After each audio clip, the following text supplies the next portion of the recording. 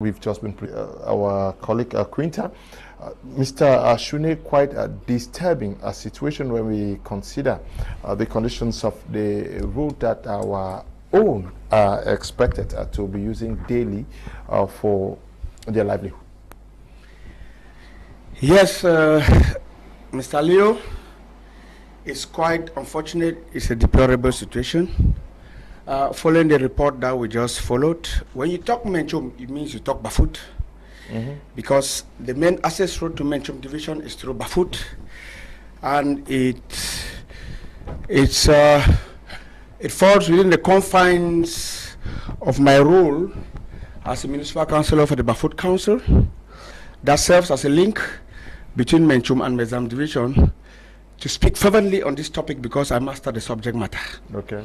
I know the ordeal that the people of Bafut and the people of Menchum are going through when it comes to the road network linking these two areas of jurisdiction. So we saw Mbengwi road and Mbengwi is not an exception, and I want to think that Mbengwi through Njikwa, through Ngi, and whatsoever, their situation is even more deplorable than that of Bafut Menchum. But you bear with me that the causes, we have the long-term and the short-term causes of this deterioration of our roads. Before I proceed, permit me to extend greetings to my father in culture, tradition, and royalty, His Royal Majesty Fonabumbi II of Bafut. And extend greetings to the Mayor of Bafut, Mr. Nkwakongo Lawrence, and all the councillors of Bafut, not leaving out our Member of Parliament, Honorable Ago Oliver, or Senior Member of Parliament, Honorable Ngwin, and the caucus members of the Bafut Council. Honestly, you bear with me that before the coming of the crisis in late 2017, the situation of the roads was already bad. But as of now, it has gone from bad to worse. Why?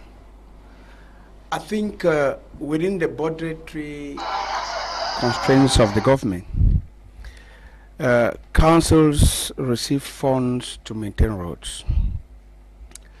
But with the current stalemate and political quagmire that we are going through, the accessibility to go and maintain these roads is not possible because of security constraints.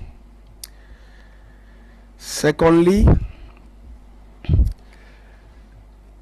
we have some unscrupulous administrators who have taken advantage of the prevailing situation and are swindling funds and purportedly saying roads have been maintained when they have not been maintained. The consequences of this deplorable road network situation is very glaring on our people. We know very well that Menchum, like Momo, they are the bread baskets of the Northwest region. They have good soils where agriculture is flourishing. As a matter of fact, Menchum, like Lower Bafut, 90% of the population are engaged in agriculture, subsistence agriculture. They depend on this agriculture to feed their families. They depend on this agriculture to send their children to school, and they depend on this agriculture for their livelihood. When this road network becomes catastrophic the way we have seen in this report, what does it imply economically? It means that to transport their farm to market routes, to transport their produce from the market, from the farm to the market, becomes difficult or becomes very expensive. And once it gets to the market at a very exorbitant cost, it means that while in the market, the prices too are going to increase. I'm at the level of the consequences of the bad road network. We see how corpses are being transported on bikes. This is against human dignity. Our children are not able to go to school because they have to trek, because vehicles can no longer ply those roads. only heavy-duty vehicles, four-wheel drives, can now ply the roads. And we have children who live in Tingo and attend school in Bacon. They can't go to school because taxis can no longer ply the roads, bikes can no longer ply the roads, only heavy-duty cars. So the consequences are very glaring, and I think that it is high time that we come to a compromise for this unnecessary war to come to an end. Let our boys drop the guns and make life easy for our people, because companies who have won contracts are not able to go and execute them because of security reasons. Just recently, in Bafut, a company that was procured to do maintenance on a bridge in Bafut in the locality of Niko, they went there and they were doing the backfilling of the bridge. These unscrupulous hoodlums who call themselves secessionist fighters came, shot, kidnapped some of the workers, dismantled the caterpillar and took out the most precious parts and vanished with them into thin air. And the council had to struggle to come and carry the carcass of that caterpillar to go and pack it somewhere in Bamenda town. These are the consequences of this ruthless secessionist movement, and we are seeing the glaring effects. People are ready, the government is ready, the council is ready and willing to maintain roads, but they won't allow them to do their work, and our people are suffering. The people are suffering, and I think it's high time we stand firm against these agents who are fighting against the development of our community. Yes, very difficult situation for the people, as reported there by Von Quinta. To go to Mbengui is a problem. Moving down to Ndop, I've just been sent some videos. Can we take a look at them if it is ready, of the situation of a bridge that has been destroyed, I'm sure, carried by rains, also making movements very difficult. Okay, someone just sent me these videos now, and that is what the people are living out there. Very, very, very difficult times. Don't know where this one is heading to, but to say that, generally speaking, the situation is not too good, especially when we see corpses being moved from Bamenda to Menchum and other parts of the region on bikes. Mr. Leonard, thank you very much again.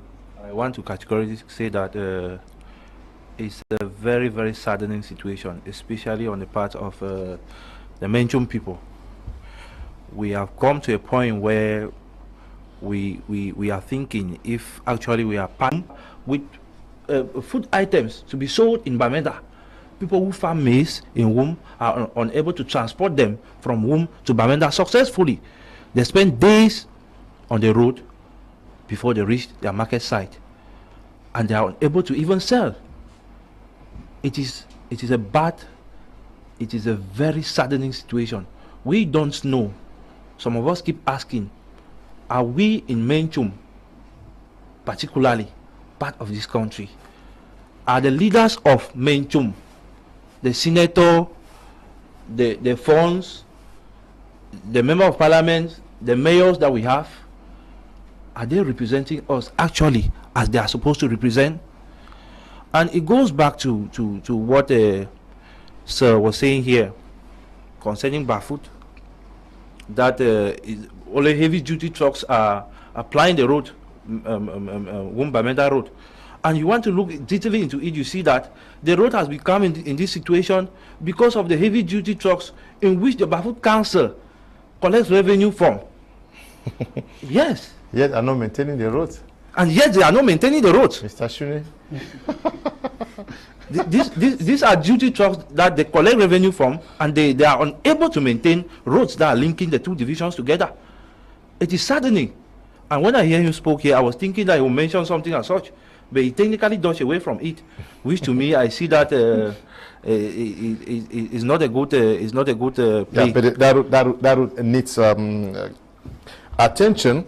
Mr. Shune raised the issue of the sociopolitical tension that is rocking the Northwest and Southwest region today. But he also went further to talk about unscrupulous contractors who may have received money and are using the conflict also as justification for not carrying out their duties as expected. To say that it's actually quite dicey given the prevailing security atmosphere in the region. I must be very honest here that we cannot just blame the poor state of roads from the Northwest and Southwest region on the issue of insecurity only. Yes, the issue of insecurity has a role to play as far as the road is concerned, but I have this rhetorical thinking. For 60 years, we have not had that road as a road since we regained our independence. So talking about maintenance is an insult that we have to be maintaining roads. The question I ask myself oftentimes is, what roads are you maintaining in Menchum, in Widikum, in Kwakwa, in Nake, Bole, Kondotiti, Indian? What roads are you maintaining? Were there roads before? These were farm-to-market roads. These are farm-to-market roads. These were just open because the people needed access to get to town. Officially, have these roads ever been tarred? Then we are talking about maintenance. That's the first question. Now, so I want us to look at it. I want to take Southwest before coming to Northwest.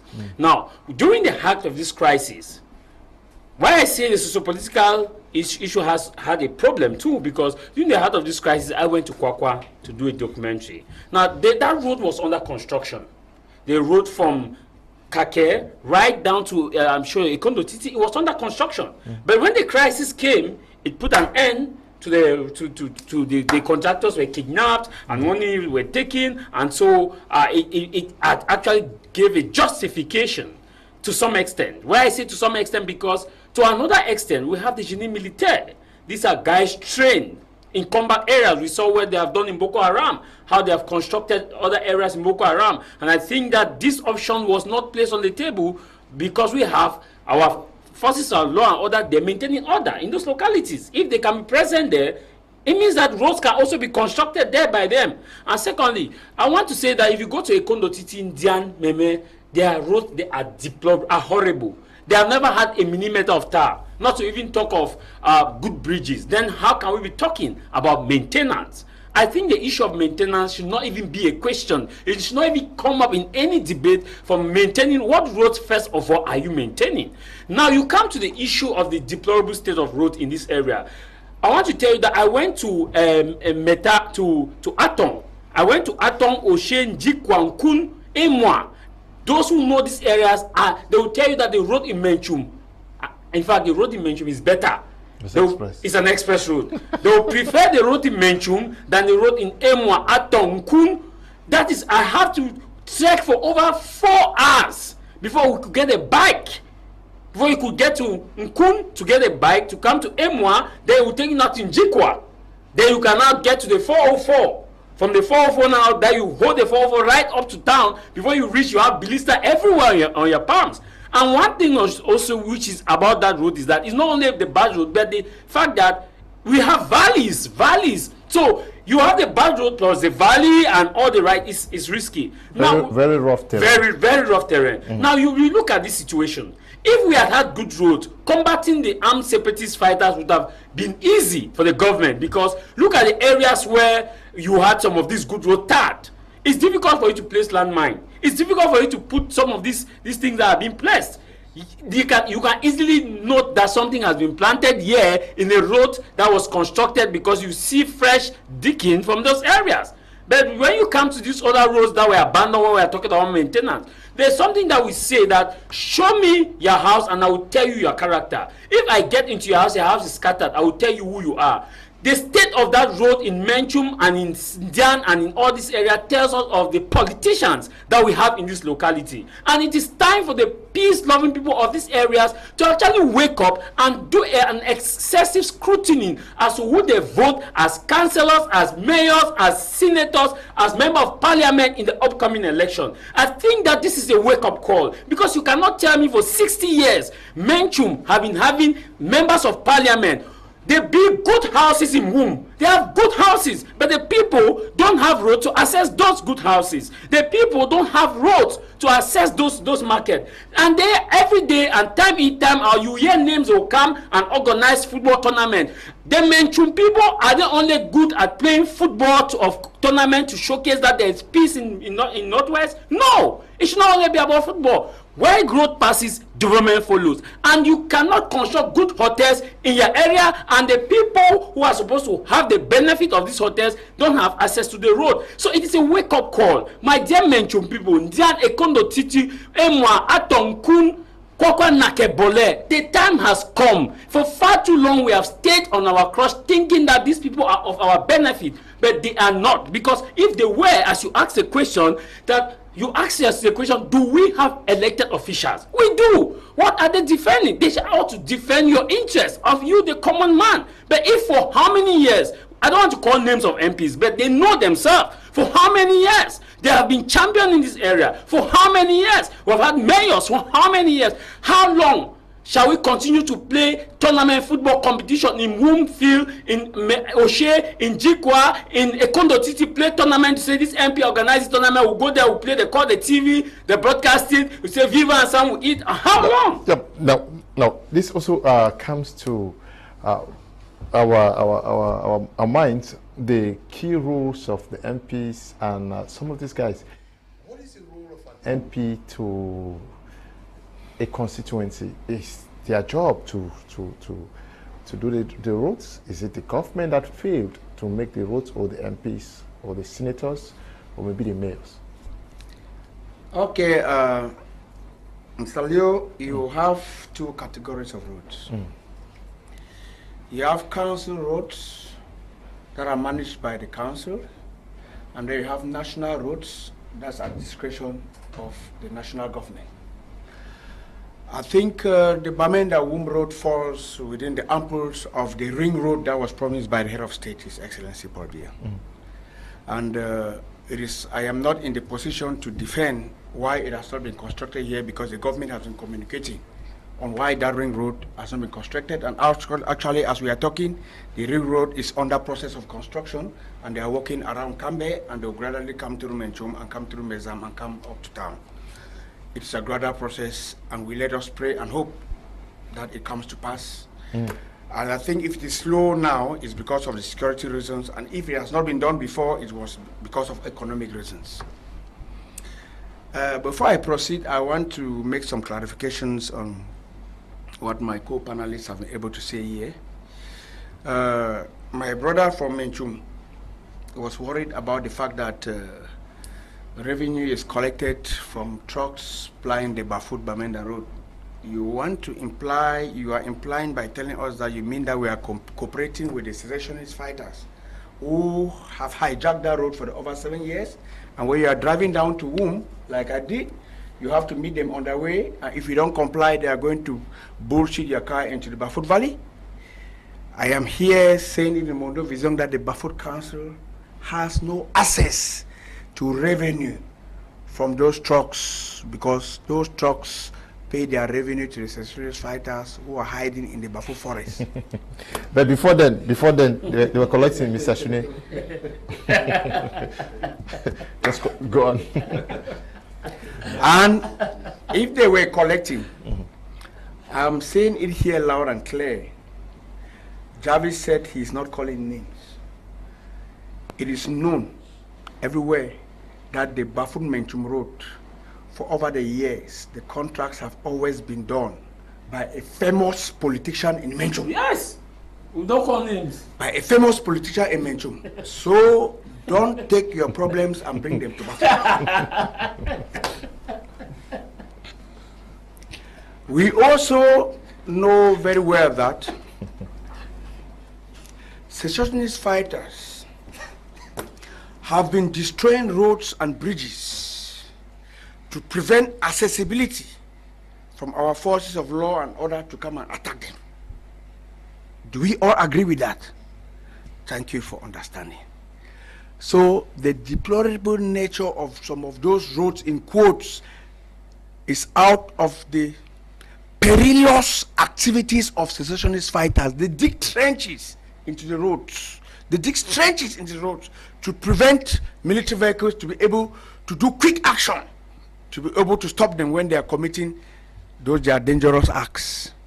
So I want to guarantee you here that 90% of those deplorable roads have been created within the 7 years conflict.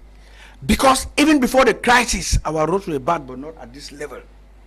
At least they were being maintained by some of those our politicians, in quotes, especially the Menchum Bafo Road. Because the Bafo people too have been complaining about that road. Because the Menchum Bafo Road, mark you, 70% of that road is in Bafo territory. 70% of that road is in Bafo territory, because Bafo shares boundary with whom? Just at the river, the last river into Menchum town. So we are complete. The road we are talking about is in the land of Bafut. Are we together? So we are all complaining, and we are saying that this nation is ours. This nation belongs to us. As we continue to affirm that Cameroon is one and indivisible, we continue to affirm that any unscrupulous contractor who takes contracts and does not execute them should be brought to book. And we continue that any administrator, senior administrator, or municipal administrator who collaborates with unscrupulous contractors so that work should be paid and the people should be paid for work that is not done, they should be brought to book. That's what we are talking about here. While we are accepting that secessionist fighters are destroying these roads, we are also bringing into cognizance the fact that some politicians are collaborating so that this work should not be done while they swindle the funds. So over the years, money has been chopped for no work done. Yes, you certainly are also very concerned with the situation of the road. As a youth from Menchum, what are you guys discussing? Are you worried? Have you met politicians or maybe traditional rulers or the elites of the land? Well, first of all, beginning from, that was 2 months ago, we tried to lay a framework to tackle the road issue from our own level, first of all, before looking at what the government has to bring in. Yeah, so we laid a framework that comprises of things like we have to plead with our youths who are back home to like organize community works and come out maybe like just 1 or 2 days within the week and maybe do some light community work like filling potholes and... Where? Around Obang or where? Can you come to my 34? No, the issue is that all over Menchum, the Euro Sabbat, we are talking about the Wumbamenda Road, but that is just something like, that's the main issue, but roads all over Menchum, if you want to take from Wum Central to Furawa, the road is bad. If you want to take from Wum Central to Boo, all over Lower Fungom, the roads are deplorable. And those are roads that the people depend on for their farm to market products. And people have been making their businesses through these roads.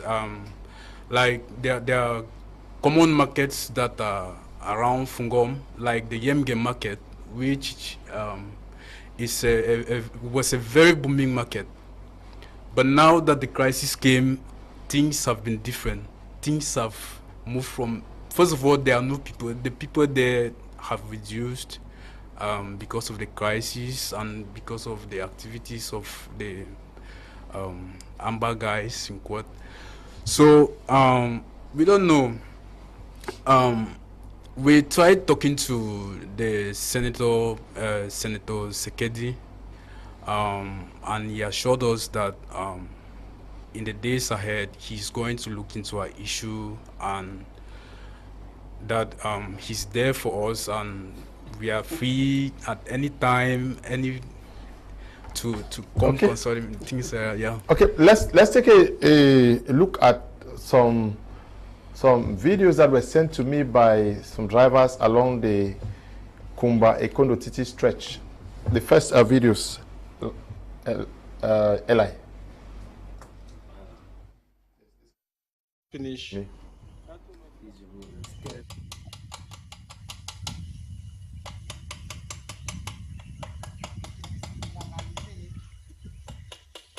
Njanga, they say now you block road. Yes. For 3 months when Njanga be for road. Na the motor and that roka move. We are suffering because of the useless.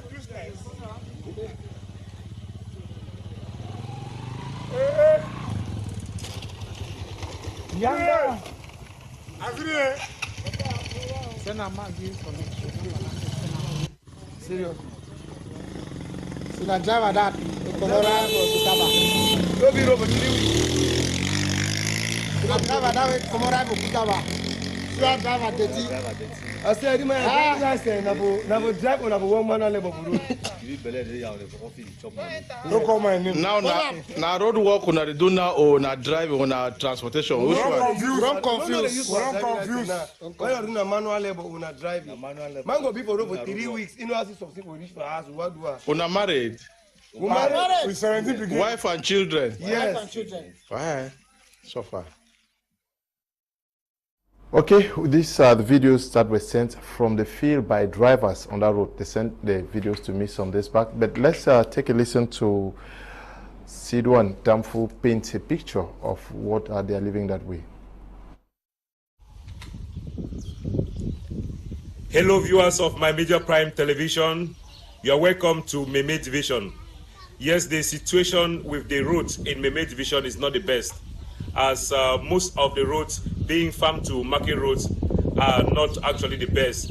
Some of the roads, especially in Mbonge subdivision, have not been rehabilitated for a very long time today, and it has really posed a very difficult moment as far as the transportation of farm produce from the farms to the market, especially here in Meme Division, is concerned. And when you get to areas like Baepanya in Mbonge subdivision, you get to areas like Marumba, you get to areas like Newtown, Barombi. These are areas that have stayed for over 15 years without any grader getting there, or without any rehabilitation from the Mbonge Council or from authorities. So this has really brought a series of problems as far as transportation of goods are concerned. Well, the main stretch, that is Kumba Ekondo Titi Road, which is under rehabilitation by the Génie Militaire, was graded some few months ago. Even though it was graded, some of the areas were posing a lot of difficulties, especially for transporters who use that stretch of road, especially in the rainy seasons. But as of now, it is even better than last year. But if you come to the city of Kumba, which is the capital of Meme Division, there are so many potholes within the city of Kumba. If you start from Hilltop right down to Three Corners, you find a lot of potholes on the road. You get to areas like Bonakama, there are so many potholes. In other areas of the city where the roads are actually head roads, like Mbonge Road, Cassava Farm and the rest, those areas are really dilapidated. We understand that when Gregory Mewano took over as the city mayor of Kumba, he did some grading around the city of Kumba, but it has not lasted for a very long time since there was no compacting of the roads. So it's really a very difficult moment here in Kumba and Meme Division in general. If you get right down to Boya Road, that means leaving Kumba to Boya, it is also difficult because there are a lot of potholes, especially in areas like like Balangi, areas like Ediki, and of course Mabonji along the Kumba Boya Road. That is actually the situation here in Meme Division, ladies and gentlemen. And this has really been a very difficult moment, especially to farmers and equally business people who use some of these roads on a daily basis.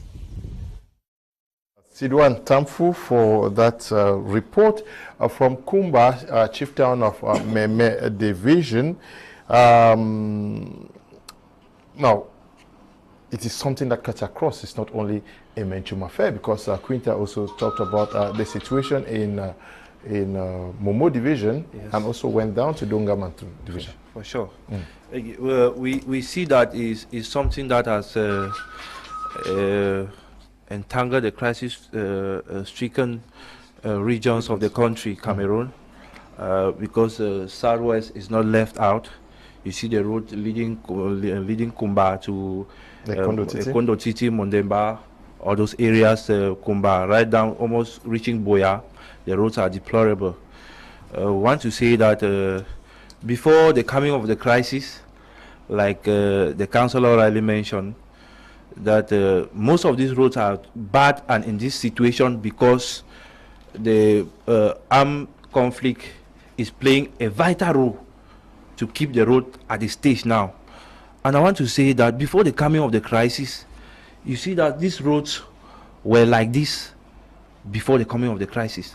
For instance, this particular road, Kumba to Ekondo Titi, I don't think this road has ever seen a tar. There has never been a time that this road has been tarred. I've stayed in Kumba for close to 10 years. I have done business from Kumba right down to Ekondo Titi. There are times that we push vehicles, especially during the rainy season.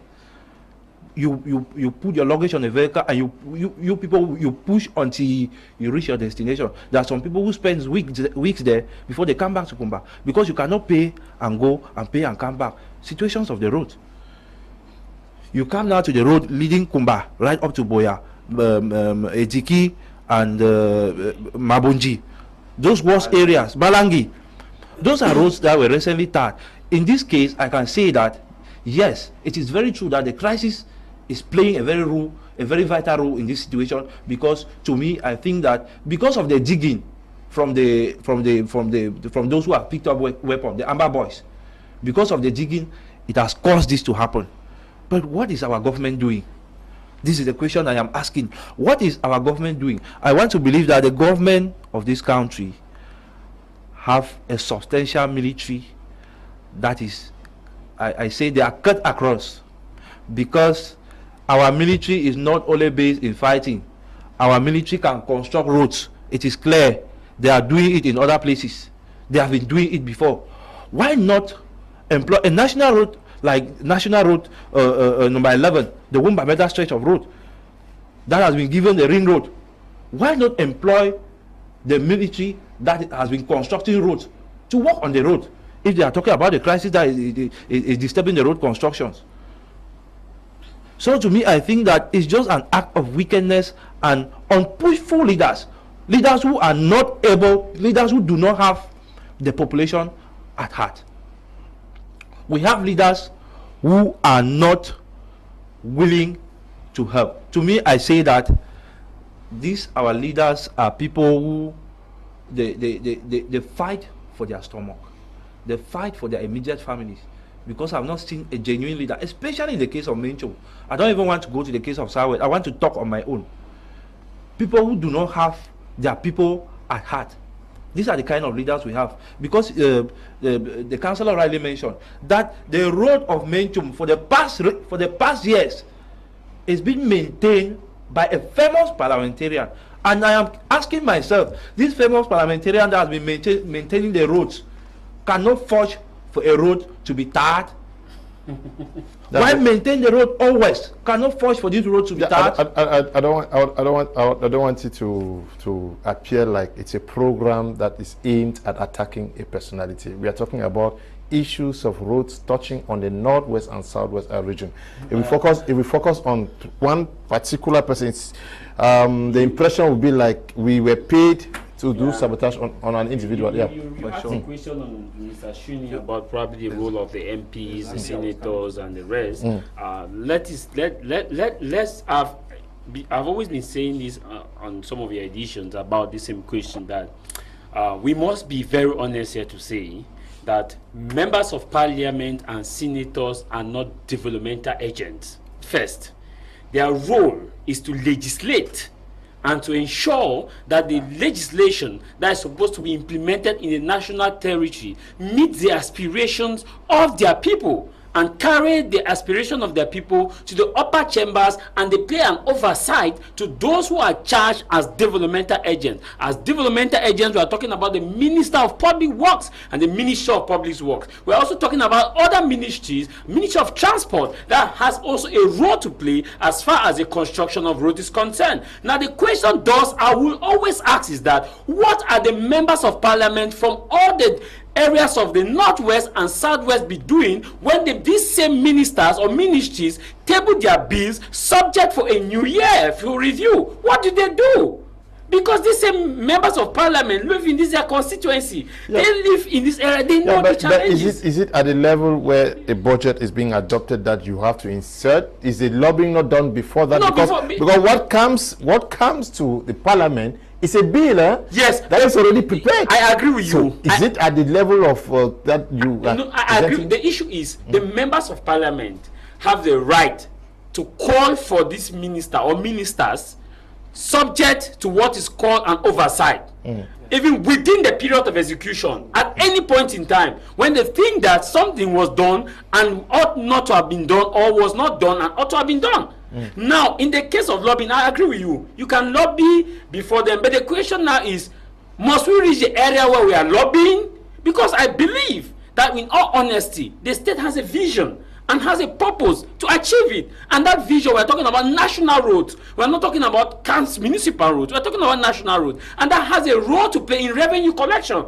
The revenue collection for the state, because the state draws its budget based on the amount of revenue they collect per each region, each division, each subdivision, and each council. They have a role to play. That's what we're talking about. Before, we're talking about a centralized government. And now we have had decentralization. So each minister, they will have parliamentary subgrouping. So these are members of parliament, senators. They have the parliamentary power to call the ministers involved or the ministries involved and say, okay, what is happening in Indian? What is happening here? What is happening here? Can you please tell us, do you have this challenge? Then they take this information, go back to their people and sensitize their people. Maybe the reason why these roads are like this is because of the insecurity that we say, no, it's not insecurity, but maybe it's insecurity. But they should go and explain to the people that for these roads to be actually be done, this is what the contractors told us. This is why we are begging you that tell your sons and daughters, please, they should drop their arms so that these roads can be constructed. That's another arm. The second part of this discussion is that these same members of parliament have the power, senators, they have the power to talk to the government that be that my constituency is suffering. They are not contractors of road. That's why when my brother was saying that he met and one of the senators, and the senator said, I've heard your cry. Yeah, of course. He is there to listen. He is not there to carry out the execution. He is there to listen and go back to the upper house and see what they can propose so that legislation is done. But I want to tell you, Mr. Liu, we have not seen a collective effort of these members of parliament from the northwest to the southwest to sit in and say, okay, these are the challenges that we are facing and this is why we are supposed to resolve them. We only see them when it comes to election, when it comes to end of term, towards the end of the holidays, long holidays, where they organize tournament, they bring dance group, they dance, they say, Papa don't say we, say more tell and say things are going to change, and the people say, oh, this is the level, and we must go beyond this level of Papa don't talk say. We must hold the people at heart. So the members now, developmental agents now with the decentralization are the mayors and the councillors. They have this power, and the regional assembly and the president of the regional assembly. Now we should now be looking at, instead of now focusing on the mayors, our eye on the senators and members of parliament. They have their own blame. The eyes should be now on the regional assembly. The regional assembly has to take up the mandate and now see that they meet the aspiration of the people, because they are developmental agents. I don't see members of parliament and senators as developmental agents, but they have the power to carry our cry, to put it in front of the minister and say, Mr. Minister, you know what? We are writing against you that if this is not done, we see this in other countries. Cameroon is not new. We are saying that we are in an advanced democracy. In an advanced democracy, we must institute what the advancement of that democracy is, which is the role of oversight. Do we have oversight in Cameroon? Yes, we do have oversight in Cameroon. But how effective are the oversight? How effective are they? It's a rhetorical one. So conclusively, before you take the mic on me, what I would tell the sons and daughters from Dian Kwakwa Nake Bola Ekumbe Ekondo Titi move to Bamenda Tunkun Atong Emwa Oshenji Kwa Womb Wendu everywhere that the time is coming. We have played role, play low to say, okay, let's see whether they will develop. Elections are coming. The time will come, we should look among us, the youth, the new people that can pick up the mantle of development and push our vision. Enough has been enough. Let us leave the old guard and wait for them at the appropriate time, which is elections. Okay. Yes, Mr. Shune, he is talking about the issue of communicating on what ought to be done and what they can do. Are we not communicating enough to tell the people that we are not able to realize this project because of this and that? Because almost everybody is kept in the dark. Take the case of the ring road. What explanations are actually being given for why these roads have not been touched? We also listened to Sidwan, who said some roads have not been touched for the past 15 years. Yes, Mr. Leo, communication is a very big challenge when it comes to developmental projects. But notwithstanding, I think that you did mention the ring road. And I cannot stand here to speak on something that the head of state himself said that he will personally supervise the construction of the ring road.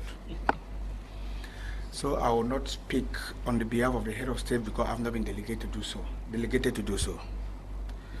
But I trust the clairvoyance of the head of state in the execution of developmental projects in the whole nation of Cameroon, because it's not only the Northwest that is facing road construction problems.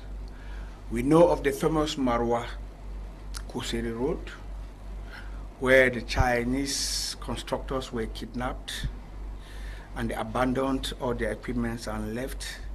And the situation of that road is more deplorable than anyone we are talking about in the Northwest region. It used to take 5 hours from Marwa to Kusiri, but now you take 3 days from Marwa to Kusiri. Road network problem in Cameroon is a general cry. We are talking from Douala, just leaving my office in Aqua to come here. The traffic hold-up is beyond human understanding, and the problem is because of the bad road network. We are trying to build our country in peace, tranquility, and unity, and I think the vision of the head of state is the one that he wants all Cameroonians to be comfortable in this country, so we should collaborate. We have a lot of citizens who are doing tax evasion. The government is crying that there is no money, and you bear with me that we have a lot of tax evasion coming from the same people who want the government to build the roads. They are avoiding paying taxes, and where do we expect the government to take the roads? I would also go as far as saying that we have some unscrupulous government officials who are tarnishing the image of the New Deal government, whereby you have contractors who do work that doesn't meet the specification requirements, and they sign and validate the work. I think the CBDM is not a bed of roses. You have people, unscrupulous militants too, who do things that do not befit the image of the party. But we are calling upon them to make an about turn so that we can together follow the vision of the head of state, His Excellency Paul Biya, who has been doing everything possible to build this nation, to unite Cameroonians and make the Cameroon a befitting place of living for us all. Okay. Politicians, you say, Mr. Shune?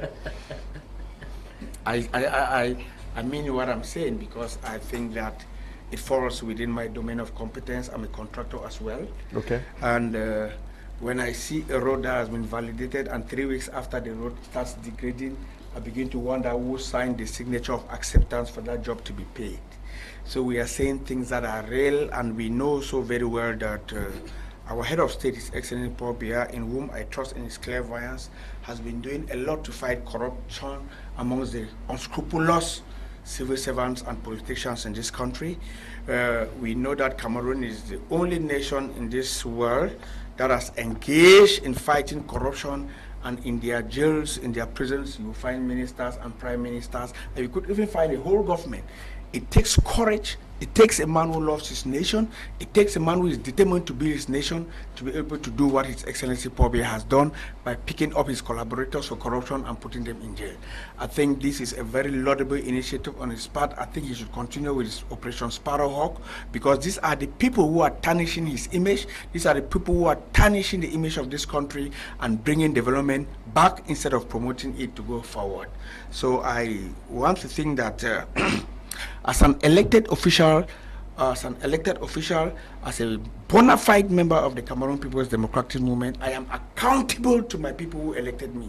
So it is my role to condemn anything that is being done that will tarnish the image of my party, that will tarnish the image of the head of state, and that will bring back the growth of this nation. Okay. No, you want as youth. You say you are mobilizing the youth in Menchum to do community work, but these works are quarter roads, or they are stretching into the villages? Yeah, mostly tackling the roads that link one area to another. Even the quarter roads, we did it in such a way that the communities along the road, each community will come out and be a stretch of the road. Okay. Yeah. So that is it, and then we are also going to plead with the traditional rulers to see into it that is being executed. And as a matter of fact, there is a meeting that we convene on the 28th of October this month, which is an all leaders meeting, and we are inviting all elites of Menchum, traditional rulers, and then all interested youths of Menchum. And there we have to discuss issues on how to tackle it effectively, the road issue and other issues like education. Of course, things are not really going. So during that meeting, we have to talk. We hope that people like the elected officials are going to be present, so that we can talk to them in person, and maybe that is going to sink. Because I think that the issue we have is not that people don't complain. People complain, but it seems as if it falls on deaf ears. Yes, but have you walked up to the elites themselves, or you are just inviting them through this medium to come, so that they sit and you talk to them? Yeah, like I said, we started talking, the senator for Menchum, Mr. Sekedi. He assured us, and he has been invited to this meeting, and other elected officials, and the funds that are around, like the fund of Bafmen, the funds, the fund of Agam. The fund of Koshin has been invited? And the fund of Koshin as well. Okay. So. Yes, these are the positive moves here, that we should not just sit in the quarters and be complaining and not taking action. How do we, from what he is revealing, something that so many persons are chopping money over the years and not doing the work, using the crisis to justify why it means their bank accounts are also being stolen, which also comes back to the role of the MPs, Mr. Shune, because budget is voted, they vote the budget. Next year, another budget is brought before them to be voted without ensuring that the projects have been executed. Yeah, that's why I said that the role of these MPs is to play the oversight. And the Constitution gives them the power to call for an emergency oversight, where you have these same persons who brought the budget, whom you validated, to answer for it. But I will shock you that you cannot be the drum player and you expect silence in the village, and at the same time you are playing the drum. In this, no, what am I saying? Some of these same persons who ought to have played the oversight are the referees, are the contractors, have companies that are constructing roads, take contract from these same ministries who come with the budget for validation. And so what do we expect from them to play the oversight? Their hands are tied. But who tied their hands? They tied their hands. And so what is paining me here is that the common man in all of these localities keep singing their praises in the villages, not knowing that they are the same people who are bringing them down. They keep singing their praises. Now, look at what is happening. I'll tell you, Mr. Kum, if you do an in-depth investigation, you will see that most MPs in the northwest and in the southwest and in some part of Cameroon, or some regions, have companies that are benefited from the contract from either the Ministry of Public Works or the Ministry of Transport or other ministries regarding execution of roads, schools, whatever, you can name it. Now, what do you expect that this minister that gave you a contract, because we know that ministers are not developmental agents, senators and members of parliament are not developmental agents, but they have companies, so they go to this minister whom came in front of them and they validated their contract and said, boy, I am validating this thing, but you know that this contract in my locality, you give it to me. Say, boy, no problem. This gray and gray issue is what we are experiencing. And I want to say that we must go beyond the aspect of singing just the praise of this individual and asking them one simple question. Can you go to your village in the rainy season? Any minister, any member of parliament, any senator that cannot access the village in the rainy season know the problem of the bad road and know why it is the way it is. Sometimes we keep blaming people that they should stop holding meetings in Bamenda and in Boya when it comes to resolving this crisis. They should go down to the field. And they will blame it on insecurity. I want to tell you the problem is not insecurity. The problem is because they cannot go to their villages because of bad roads. And because of bad roads, they cannot have these meetings in these divisions. It's not because of insecurity. Because I want to tell you, we have seen them going to these villages, even in the heart of insecurity, during presidential election, during campaign period. During campaign period, is there no insecurity? We watched in 2018 how most of them, I don't want to call names, went to villages, went to police stations, and casted their ballot. Was there no insecurity? In fact, it was even worse at the time because you had ultimatum from the so-called people in the bushes who had said you should not come because we are going to attack you. But they went to the field, they did their election, they came out. But when it came out to organizing meetings to meet the stakeholders involved to discuss how our mothers can be part of the peace building process for some of the people to drop their arms, you say you cannot go there because of insecurity. It's a lie, it's bad roads. It's because they cannot go there with their Prado. That's so simple. I want to ask this, how many of them actually go to their villages in the rainy season without using an helicopter? Some of them end up using a helicopter to ferry themselves from one area to another. The ones are those who are going to acquire. So you ask yourself a question. These same people, I have said that their role is to legislate. And what are they legislating? They are legislating the action carried out by executive agents, by people of developmental powers. Now, your question you're asking is that, don't they have these powers to ask questions about this budget you collected? What did you do? What did you not do? Mr. Kum, is simple. Because they know they have chopped part of the budget. They did not execute the work. Mr. Shuni asked a very good question, a rhetorical one. That when he sees road that has been poorly executed, and he sees that it has been validated, he asks himself, who is the person that validated the road? Because he said himself that he's a contractor. And it is true, and he captioned them unscrupulous. There are three categories of people we have from the academic perspective. One, we have the citizens. Two, we have the ethnic. Three, we have the idiots.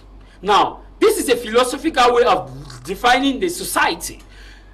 The idiot are those who say, I don't care, nothing will change. Nothing. Whether we do or not do, nothing will change. Who don't have the interest of the people. Now, the citizens are those who actually look at and ask questions and say, why has this thing not been done? Now, the ethnic people, the village people, are those who say, now our man, the MP, I beg, we no over ask question, on a levy, it is our own thief. Where we align ourselves based on this little free benefit we have by some prominent individual. Go to all of these villages that have these MPs. Go and look at their houses. They have built so beautiful houses. But where is the road to go to these houses? Where are the roads to go to hospitals? We keep saying that back to school, back to school. We hear them on TV, on different platforms, championing back to school. Mr. Shuni just gave a simple explanation. Those in those areas that are affected by bad roads, how do they go to school? Back to school is not only caused by the voices. Back to school is also caused by bad roads. I went to Menka, Mr. Kum, from Menka, from Atong. The next school that you will see from Atong, it is at M1. You have to take 2 hours, 30 minutes if you are walking faster before you meet the first primary school. Now, I left that village at 6 a.m. Before I could reach a primary school, I met a kid around that road around 9:30, 10. That kid was still going to school where I have long passed. That kid was still going there. Now, how many hours will that kid spend in school?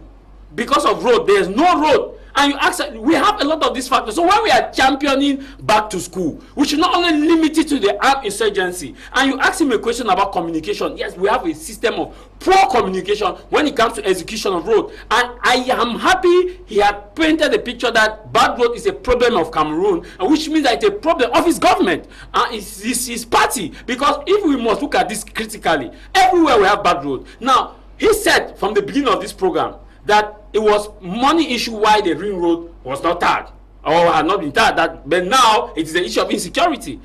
Before I was born, there was the talk of the ring road. Now I am who I am. We are still talking about the ring road. There is a time when we must sit and tell Cameroonians the truth that, see, this is what is happening. Maybe it is this problem. Maybe it is this one. Maybe it is this one. But I remember it is true that we say the MPs may not have been doing their job. But I remember Senator Boussoulé speaking very strongly about the conditions of the road. It actually made a news, and other MPs have been on the necks of ministers requesting for their roads to be done, because we may be blaming people here who are doing their best but are not listened to. The videos went viral. It was at the Senate, and then we've seen it at the level of the National Assembly also. For sure, Senator Boussoulé was very categorical in saying this. And I really love the way he presented the situation of the Bamenda Road. And two, I would like to applaud the fund of Agam, who is the regional secretary in the regional council, for meeting the divisional delegate of the regional delegate of public works to see to it that the road is being rehabilitated as it's supposed to be. Mr. Leonard, if we want to dive into this situation of talking about people who are actually going extra mile to see that roads are being constructed, I will see that we should look at it in a collective way. Why should there not be a team of parliamentarians and senators from the southwest and northwest region teaming up together and presenting this ply to the ministries in charge of? Because you rightly mentioned that it is a bill that you lobby for, and when you lobby for it, it is being written and coined, then sent to the parliament, and the bill is being passed. I was just saying, I did not say that that's the standard formula. No, you were given an example, yes. Like I understood. If parliamentarians in the northwest and the southwest team up, like they did, I watched the news last week. I saw that parliamentarians from the northwest teamed up and went to the big man in the House of Assembly to complain that somebody made a statement concerning them, that they have snatched some key positions from them and given to. Why not team up like that, then present this ply? Yes, okay. Because I'm also looking at it in a way that, come to think of it, he mentioned something that people are not holding meetings now in the villages because of bad roads. Yes, it is very true. We are about to hold our national convention, Agam Youth Development Association, that is Ayoda, and this convention is stated to be held in Yaoundé. That is on the 14th of this month. That is next Saturday. This is something that would have been held in Womb, and we gallivant people from here, we all fetch back to Womb and see how, yes, we boom the economic activity of Womb, and money that we have worked out here, we go with it back home and buy things from our parents who are struggling to feed our younger ones, and even spend some time with family members. But instead, we are taking this convention to Yaoundé because of bad roads and because of bad network. People, I begin to ask myself, our members that are in Womb, how are they going to meet us in Yaoundé? Join online. How are they going to meet us in Yaoundé? Situation of bad roads. Somebody will spend 10,000 francs just to leave Womb and come to Bamenda before he spends another money from Bamenda to Womb. What is 10,000? Only 10,000. No, I'm just citing an example. Before you spend another money to leave Bamenda to Yaoundé, you see that the burden weighs back on the person. And somebody will just sit and say, no. It won't be possible on my side. So to me, I think that it should be a collective issue. If actually we mean something to our people, like the councillor was saying, they should gallivant themselves and team like a team. Go. They can decide that the Bafut and the Menchum come in and complain, while those from Nguti come in and complain. It will help us a lot, because the Bafut people are suffering and the Menchum people are suffering. And he mentioned here that even in Douala, it's a general problem, because living from his office to this place, it was not easy because of bad roads. And he is a contractor. And I'm asking myself that he, as a contractor, what has he done? He can just do according to the resources made available to him. He does not take decisions. Yeah, but this issue of forming a caucus to push for some of these roads to be realized, it is true that, okay, we may say at the regional level, let the guys of Momo themselves come together and push for the roads, especially at the level of Angi, Oshe, and you say Atong. Yes. Now, Bafut extends down to my 34, no? Yes, 37. My 37. Yes. Why can the guys in Bafut and guys in Womb not come together and permanently work in the interest of that road? We take the guys of Tuba down to Ndop, also work in that direction. Yes, that's a very good question, Mr. Liu. But I'll start by enlightening a few things before I trickle down to your question. Okay. The role of MPs are advocates of development for their constituencies.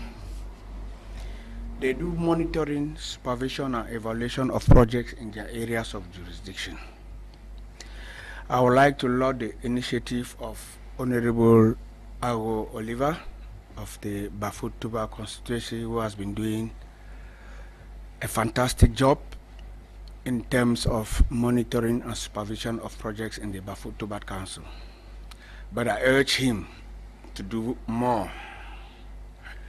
Now, to your question, we should not forget that we are now in the era of decentralization, where those road management projects have been trickled down to the councils. If you look into the budget of the Womb Council, you look into the budget of the Bafut Council, you look into the budget of the Tuba Council, you find huge sums of money that have been allocated there for road maintenance. But it will beat your imagination that at the end of the year, these credit cards will be sent back to Yaoundé. They are sent back to Yaoundé. Why? Because your boys, your brothers in the village who call themselves the boys, they have not given the opportunity for contractors to come in and do the road maintenance work. Do you know how much one D7 Caterpillar costs? Hundreds of millions. You bear with me, how many of them have been burnt along the trench of the Bafut Womb Road, right? Yes. How many of those G7s have been burnt down along the Bafut Menchum Road? Which contractor will bear that risk to carry his G7 that cost him 350 million? Most probably he has taken it on leasing, on credit. He has money to pay in the bank.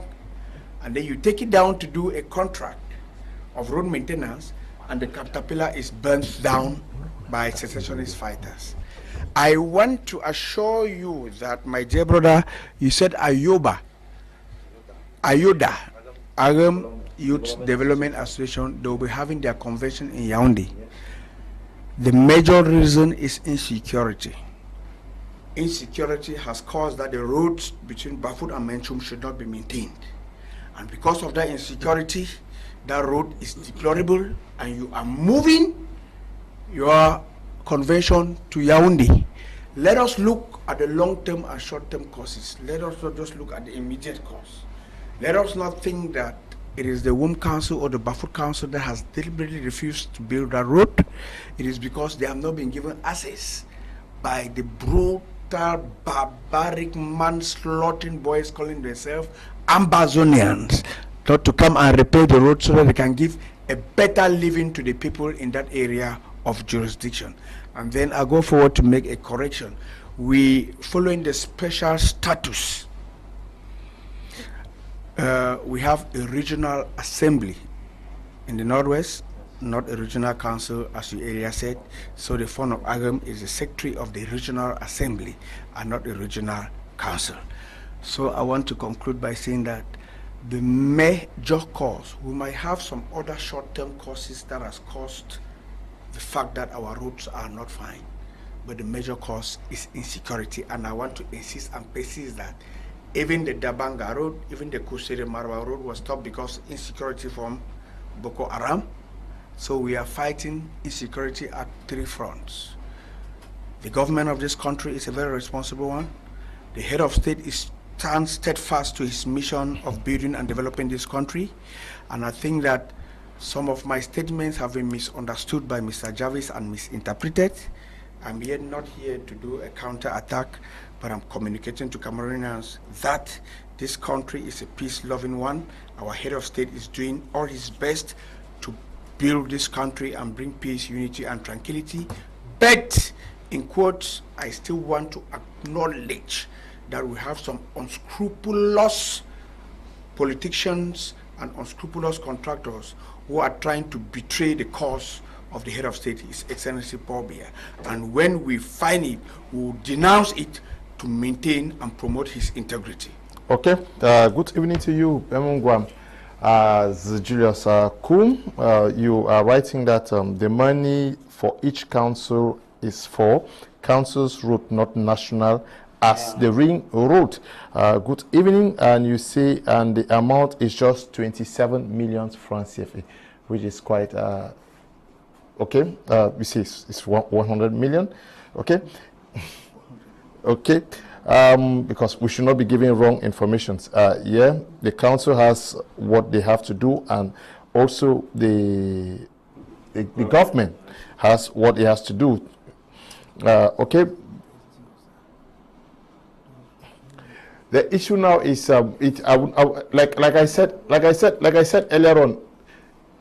The MPs have their roles, senators have their roles, mayors have their roles. I would not want us to give a wrong impression to the population that it is the role of the mayor to fix the road that is linking Bamenda to Mbengui. It is maybe the parliamentarian of Ngokotunjira to work on the road that is linking Tuba down to Ndop. I'm not sure that is their role. But are we not also blaming people because we actually do not understand what their roles are? I didn't mention about the road from the beginning that do we take time to school people that I am electing this person as my member of parliament? I should be expecting this from him and not this. I want to elect this person as my senator. This is, yes. Yeah, maybe they are not also, they also have not done their job to teach the people. There are two things here. I'll blame the members of parliament, I'll blame the people. And the third, finally, I'll blame the civil society. Because during an election process, we expect civil society organization to carry out voters' education, to educate the masses who will be casting ballots for either the members of parliament or the municipality to know that this is what these persons can do, this is what this person cannot do. So we only see civil society when it comes to the level of the armed conflict, where they take money now to come and share bags of rice to get money. That's why we see them. Because the civil society has a key role to play. One. The second aspect aspect where is I will blame the members of parliament because they themselves use that as a campaign slogan. You will hear members of parliament will go to constituency to say that when you vote for me, by the time I reach Yaoundé, you see this road here, it will be done, and they will clap for you. By the time I reach Yaoundé, you see this water problem, it will be an issue of the past. Whoa! But when you vote from, but they don't take time to tell the people how that will be done, how it will be an issue of the past. Of course, it will be an issue of the past if they are voted. How? Because they will play an oversight. They will ensure that whoever takes the contract to carry out the execution in your village should do that effectively. That's how they will do it. But they make the people have the notion that how is that they are the people who are going to be the development agent, of which they are not the development agent. That is where I give them the blame, because ask yourself that how many members of parliament have actually had time to go constituency by village, sub-region by sub-region to actually present what they have been able to do within the past 5 years or 7 years to their community, then ask for the people to ask them question that Mr. MP, this one like this, now how? They will tell them, no papa, you see, this one a government own, this one a municipality own, this one and this one but they should also make use of communication experts or the media. Of course, that's why that's one. They need to make use of the communication officers and the media. How many of them actually do come for interviews? The only time I had an opportunity to have an MP for an interview was Honorable Kumasi, who actually came and also promised to come again. But most often you invite our MPs to come and talk to us to tell the people that this information you had is false. These are the reality. But they will not. And I would say this, that if you hold an information, you give the other side any justification to say whatever they want to say, because you are silent. Because they say until the lion produces its own historians, the story of the hunt will always be told to glorify the hunter. So until we have an alternate discussion, then we cannot make conclusion. And tell you now the people don't care to ask how that road will be an issue of the past. The people are only interested in the bag of rice, in the cloth that will be given to them, in the money that will be given to them. They don't ask how. So it is a 3-circle level. The civil society role to play, the media also have a role to play, and the media will send them to the civil society. So what we are saying here is that Mr. Shuni talked about the fact that the road issue about the Northwest and Southwest is issue of insecurity. I will say it is a fat lie. In 2010, when I went to bury my father in Way Village, that was in February, I paid from Bamenda to Way Village 8,000 on a bike alone. Then another person mounted that same bike, paid 8,000. That was 16,000. The road was terrible as in this state now. Let's assume it's insecurity. Let's look at Boya Douala Road. Look at that church, Boya Douala Road. And look at, is it insecurity around Boya Douala Road? Are we having, look at even in Douala, are we having Ambe crisis in Douala, where some of the roads are deplorable? It's an issue of general interest. And what we are saying, and I will concur with you, and that there are roads that the government can do, there are roads that the councillors can do, there are roads that, I said it a while ago, that we have been looking at MPs and senators, that the time now has come thanks to decentralization, where we are now looking at the regional councillors, we are now looking at the regional president of the regional assembly, and the councillors and the House of Chiefs, because now what are they doing? Now we should now start looking at them. And I will shock you that these same regional councillors, they don't have communication expert to talk. They don't organize press briefing openly to say this is what we are doing, this is what we intend to do. They have communication offices. I'm sure the difficulty has to do. I don't know what is still keeping them, because we have made efforts to bring them here talk. You will never have the president of either house to come and talk to the public. Okay, dear people, even the independent consultator, dear people, this is our role. We have come. This is our roadmap. This, if you have any question, tell us. I will say that the government is doing a lot, but the fact that you are not communicating, it doesn't make the people to feel you are doing. In law, they say that justice should not only be done, but should be seen to have been done. Okay. Now the youth is Ayuda, right? Menchum Youth Union. Okay, Menchum Youth Union. You're talking about the youth. You are mobilizing them to start doing positive stuff. But we are also living in an era where we thrive on false information. We accuse and assume that persons should do what they are supposed not to do. Are you also mobilizing, conscientizing them on how to make the best choices as to who represents them? Yeah, I think especially these selected officials, we have to understand the type of people that we vote to office. Look at the slogans they come along with, and then like there are people who are being like voted to office like for 2 mandates even, and then they come and do the same thing. So it is really saddening that we have this type of situation, because if you are voted to office, you are there to represent the voice of the people, and then the people in turn they have the right to hold you accountable if you don't deliver. So that is what we are trying to bring up. Like I said, we have a meeting on the 28th of October, and that will include funds, the elites, and then the elected officials, members, heads of village associations, and so on. So we want that type of inclusion so that we work together in order to see that things have been mended. Yeah, but this meeting is going to take place in Yaoundé. Mention youth in Douala. In Douala. Now, but when you meet in Douala with some youths, we are talking about youths that are voting back there in the respective villages. Yeah. Are you educating them on what to look after before choosing somebody to represent them, both at the municipal, legislative levels? Yeah, of course. We all know with politics, people come and give, like we have been seeing, people come and give false promises and so on. But it is always good to look at the policy the person is bringing into action, whether they are going to bring it into play or not. We look at the policies that they are standing for, that they aspire, whether it is matching the aspirations of the people or not. Yeah. Whether they have the capacity to deliver what they are promising.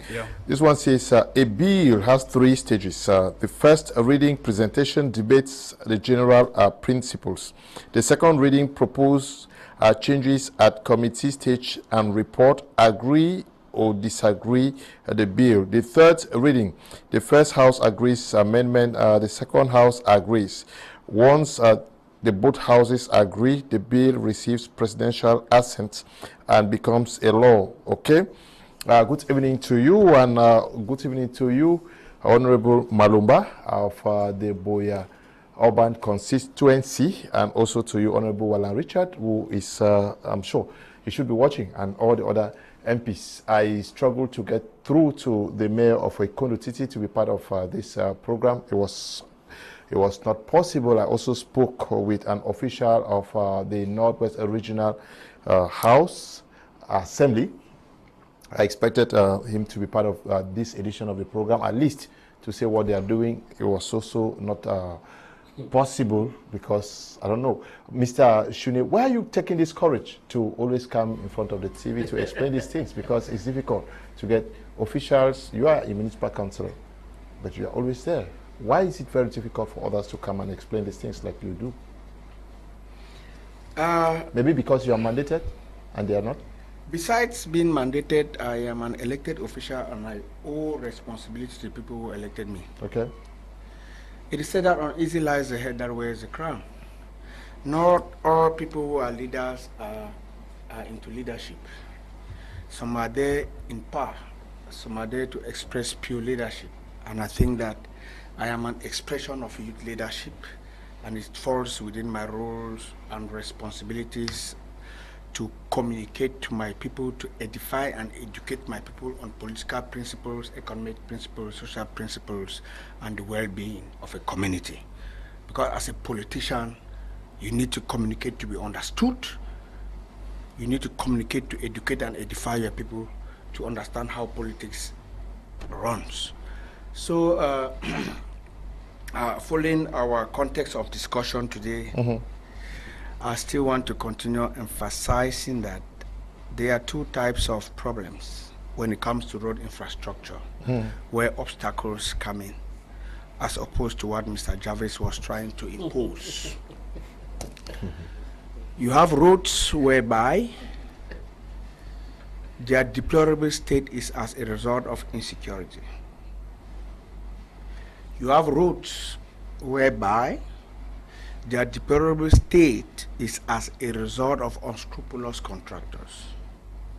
You have roads whereby their deplorable nature is out of neglect from the municipal authorities. You have roads whereby their deplorable nature is as a result of neglect by the national authorities, because we have a director of roads in the Ministry of Public Works. I begin to wonder. I just drove in from Yaoundé to Douala 2 days ago. We lost 2 tires on the way because we fired them in potholes in the middle of the road. There are 2 things: either you dash your car into the valley or you jump into the pothole and you get your tire fired. To be honest with you, civil servants are people who are sacrificing a lot for this country to be managed. But we still have a few of them who are not square pegs in square holes. And true to tradition, I know they are going to be filtered, because as we are communicating, I know the presidency of this republic, the presidency of this country, they are watching and listening to us, and they know our plight. They know that what we are saying is the truth. Not all civil servants are saints. Not all politicians are saints. Not all economic operators are saints.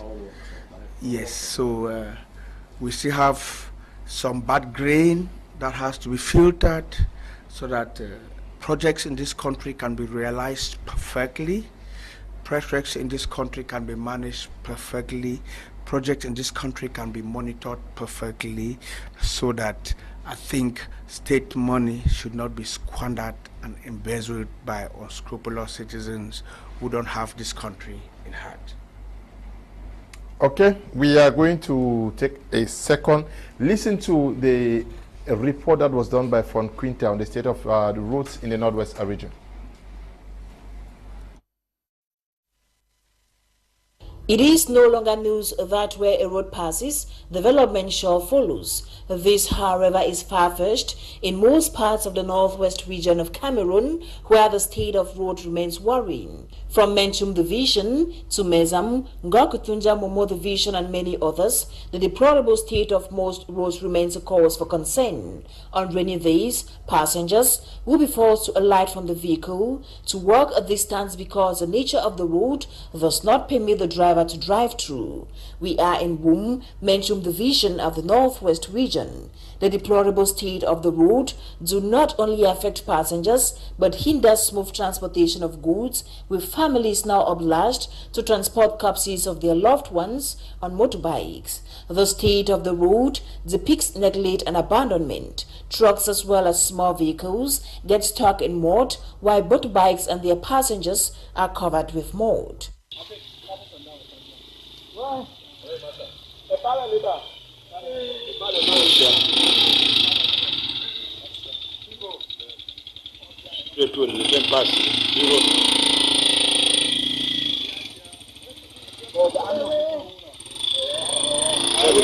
Said the watchman, they don't fall down. The condition only moves from bad to worse, coupled with heavy downpour. Road users have described their journey to Womb and back as a nightmare, calling on officials to look into their plea. Even for dry season or rainy season ahead, if you go up from that, so look for the village. With the big government meet, try to hell we over suffer. Away from the Menchum Division, the state of roads in Bangui Momo Division of the Northwest region is equally fear-provoking. From Bangui to Bamenda, road users go through thick and thin, thus in the dry season and puddle in the rainy season. Narobis, when Bangui put the manager now to go Bamenda on a sea road,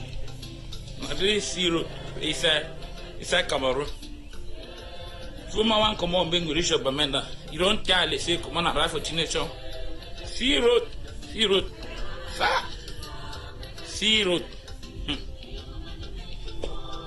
In Dop, Goketunja Division of the Northwest Region, business persons transporting their goods along the Bamenda stretch have had a tough time after a deviation linking the division to others collapsed. Since runoff swept the deviation last month, passengers have been stranded, with many frustrated seeing their goods go bad before reaching the market. Travelers have been forced to alight and cross on a temporary bridge, while those with goods pay loaders to transport to the other side.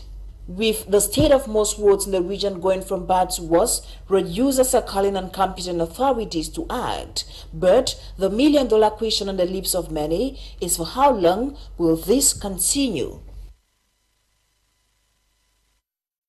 Okay, from Quinta, we are also going to take a listen to another report from Kumba, the divisional headquarters of Meme Division, through Sidwan Tamfu. Hello viewers of My Major Prime Television, you are welcome to Meme Division.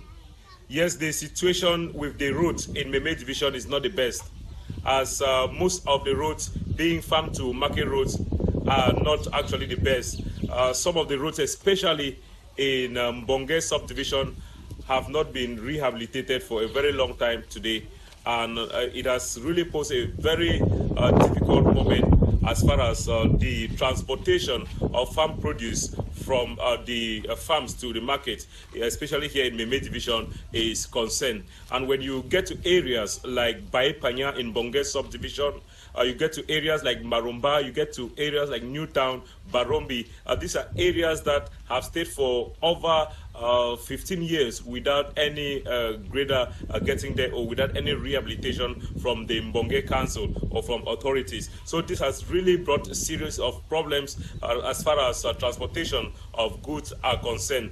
Well, the main stretch, that is Kumba Ekono Titi Road, which is under rehabilitation by the Génie Militaire, was graded some few months ago. Even though it was graded, some of the areas were posing a lot of difficulties, especially for transporters who use that stretch of road, especially in the rainy seasons. But as of now, it is even better than last year. But if you come to the city of Kumba, which is the capital of Meme Division, there are so many potholes within the city of Kumba. If you start from Hilltop right down to Three Corners, you find a lot of potholes on the road. You get to areas like Bonakama, there are so many potholes. In other areas of the city where the roads are actually head roads, like Mbonge Road, Cassava Farm and the rest, those areas are really dilapidated. We understand that when Gregory Mewano took over as the city mayor of Kumba, he did some grading around the city of Kumba, but it has not lasted for a very long time, since there was no compacting of the roads. So it's really a very difficult moment here in Kumba and Meme Division in general. If you get right down to Boya Road, that means leaving Kumba to Boya, it is also difficult because there are a lot of potholes, especially in areas like like Balangi, areas like Idiki, and of course Mabonji along the Kumba-Boya Road. That is actually the situation here in Meme Division, ladies and gentlemen, and this has really been a very difficult moment, especially to farmers and equally business people who use some of these roads on a daily basis. Sidwan Atamfu for that report from Kumba, chief town of Meme Division of the Southwest region of Cameroon.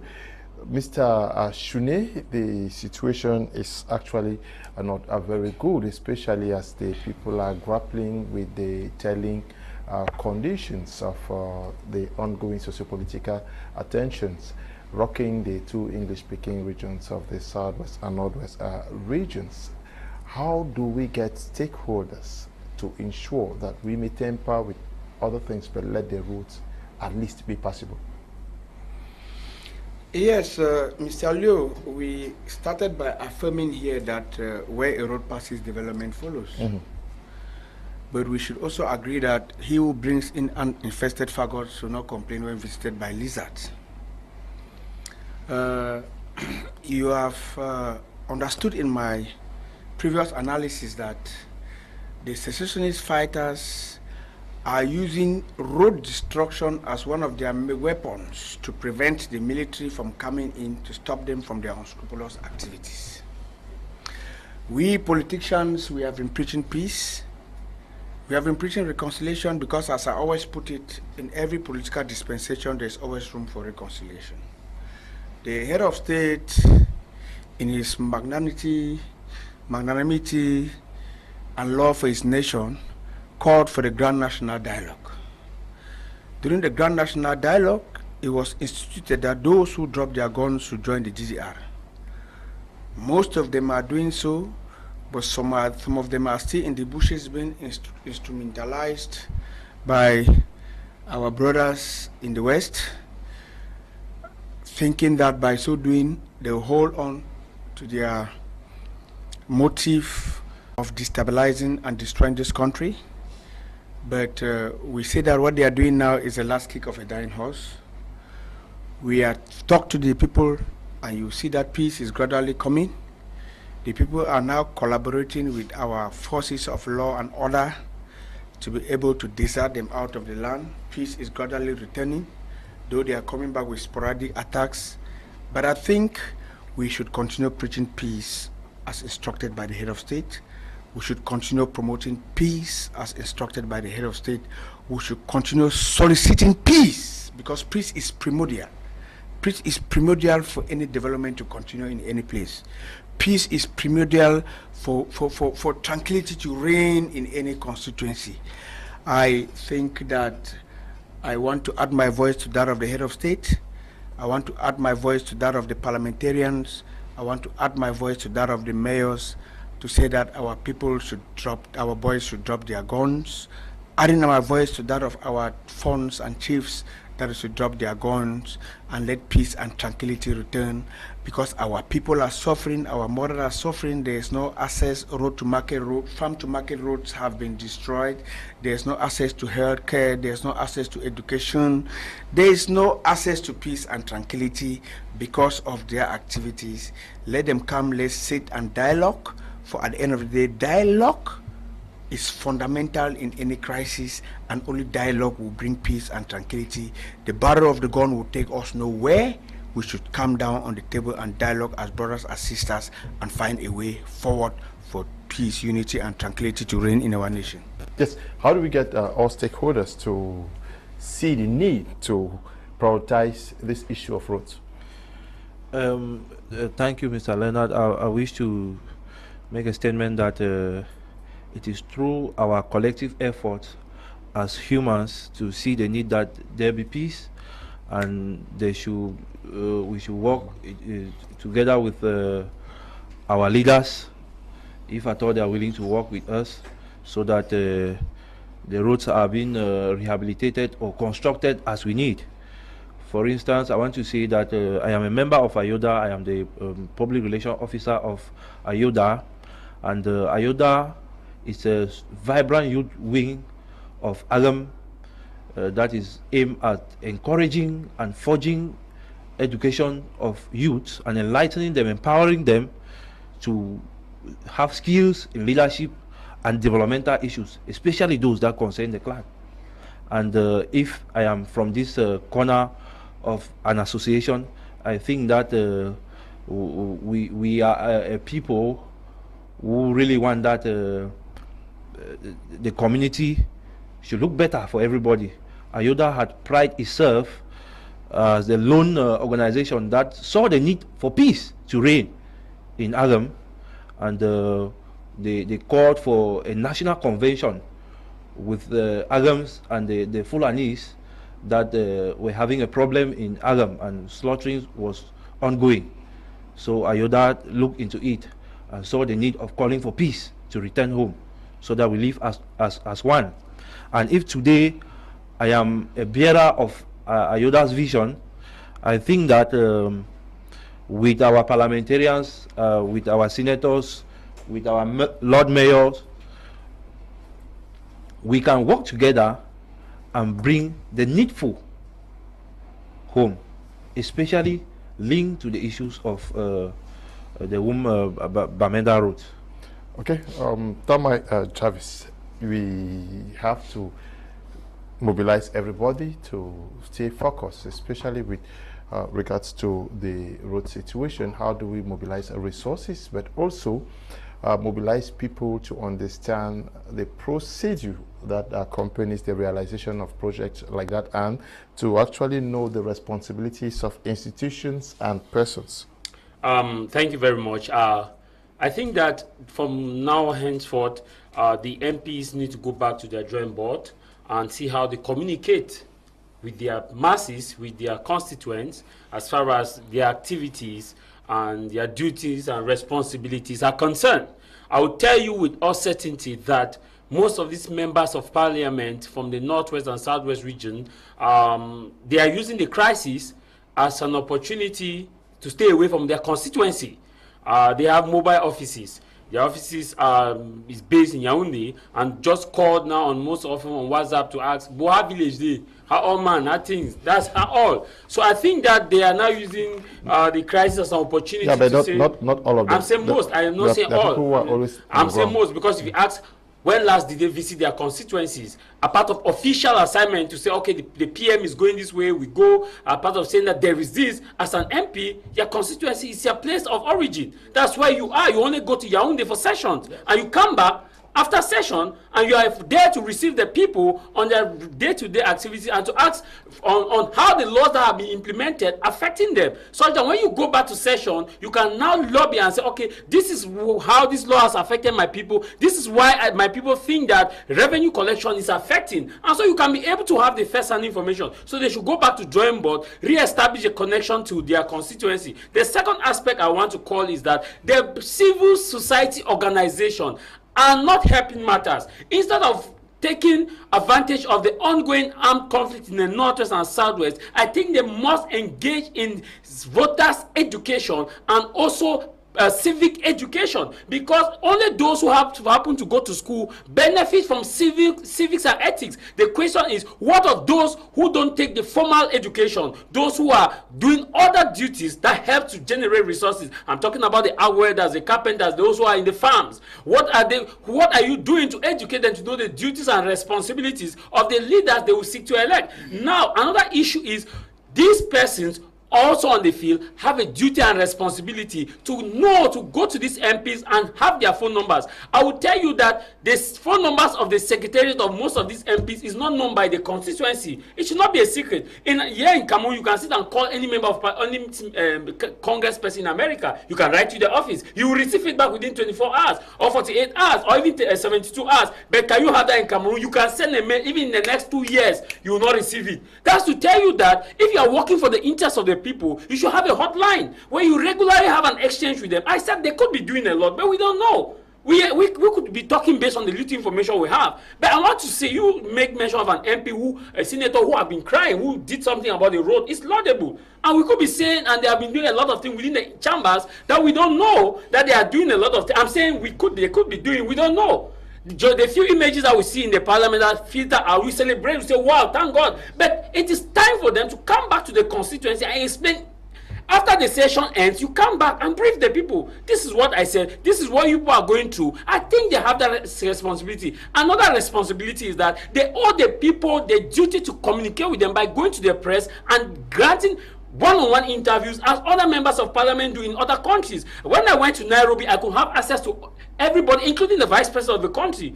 I could have access. But in my own country, to see a member of parliament, as a journalist, you even have them come on your platform to explain their vision. You even write the agenda to explain this is what they will tell you. I will not come. You keep on. Then what do you expect? The people need information. Okay. You have to give them information. Okay. Yes, with your permission, Mr. Leo, I stand to challenge Jarvis for what he has been saying here. I will not sit here in this plateau and accept this cacophony coming from a shrewd intellectual like him.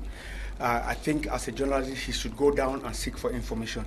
I want to affirm and reaffirm the fact that I come from a constituency where we are blessed.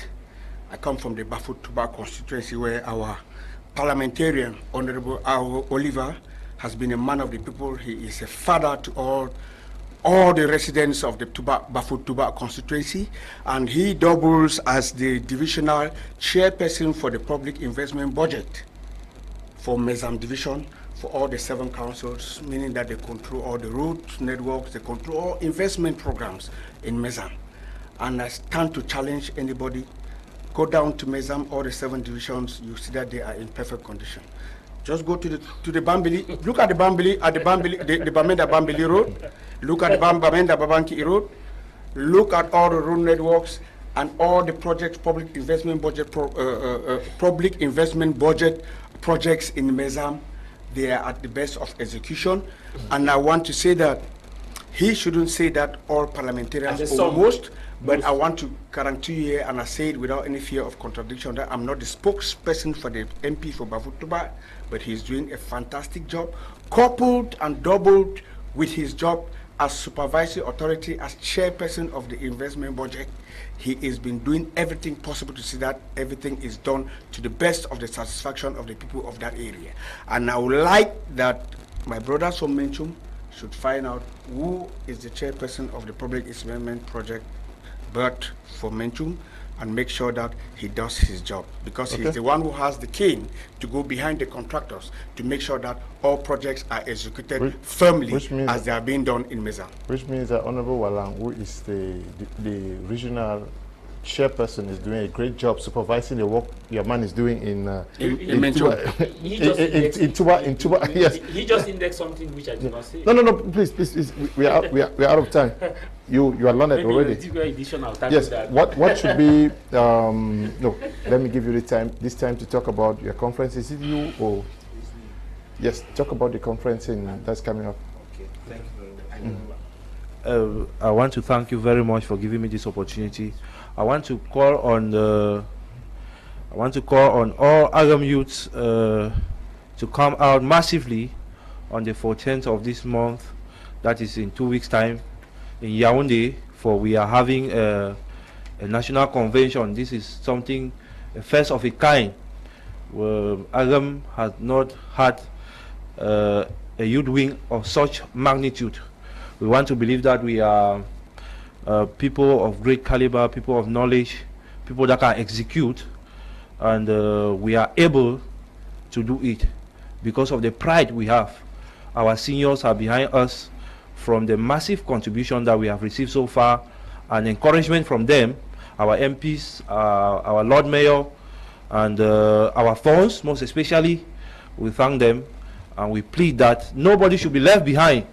Agam youths that are watching me here today, we are calling on you, all those in Yaoundé, those in Bafia, those in Agam, please don't be left behind. We know that the roads are bad. With your presence, the ceremony will be graced. Okay. Yes, thank you. Thank you. You also have an announcement for us? Yeah.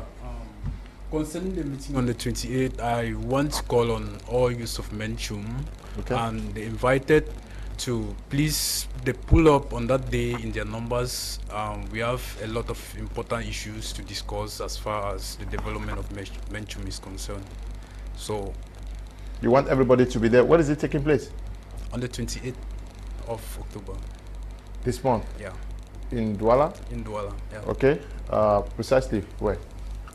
We are still deciding on the venue. Okay, yet to be decided. So, Agam youths are meeting in Yaoundé, Menchum youths are meeting in Douala. This is serious business.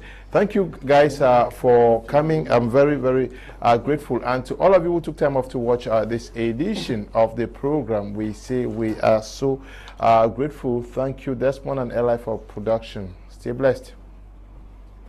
Bye-bye.